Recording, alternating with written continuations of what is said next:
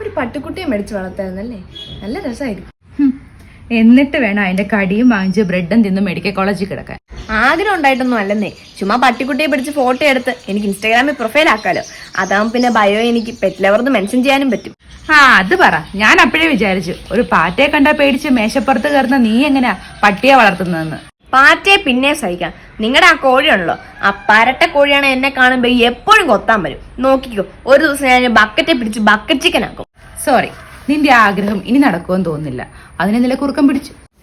അവര് നമ്മുടെ ഇവിടെ കുറുക്കനൊന്നുമില്ലല്ലോ, പിന്നെ എങ്ങനെയാ കുറുക്കം പിടിക്കുന്നേ? അമ്മയുടെ നാക്കിന്റെ ശക്തി നിനക്കറിയാലോ. ഇന്നലെ ആ കോഴിയെ നോക്കി പറയുക, നല്ല ഇറച്ചിയുള്ള കോഴിയാ, വില കുറുക്കനും കണ്ട അപ്പം തട്ടുവന്ന്. നിങ്ങളുടെ അമ്മ നാക്കു വളച്ചോ, തീർന്ന്. കുറുക്കനല്ല, ഓസ്ട്രേലിയയിൽ കങ്കാരു വരെ ഫ്ലൈറ്റ് പിടിച്ചു വരും. എന്ത് ചെയ്യാനടി, എത്ര പറഞ്ഞാലും കേൾക്കത്തില്ല. അന്ന് ഇടി വെട്ടിയിട്ട് കരിഞ്ഞിരുന്ന നീ ഓർക്കുന്നുണ്ടോ? അതേ പിന്നെ പറഞ്ഞിട്ടില്ല, പിന്നെ ഇപ്പൊ വീണ്ടും തുടങ്ങിയിട്ടുണ്ട്. അമ്മേ, ഈ അച്ഛമ്മയുടെ മിണ്ടാതിരിക്കാൻ പറഞ്ഞേ.